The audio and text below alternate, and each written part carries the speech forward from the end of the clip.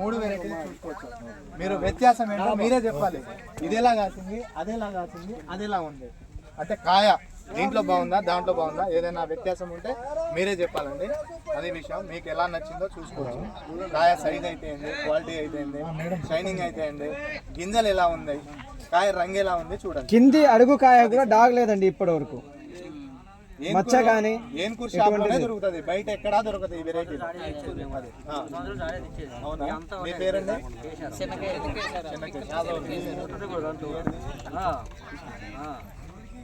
అది సార్ అందరు భోజనం ముత్తూట్ బ్యాంక్ కి ఆనిచ్చి ఉంటుంది, మెయిన్ రోడ్ లోనే పొడిపక్క ముత్తూట్ బ్యాంక్ కి పక్కనే.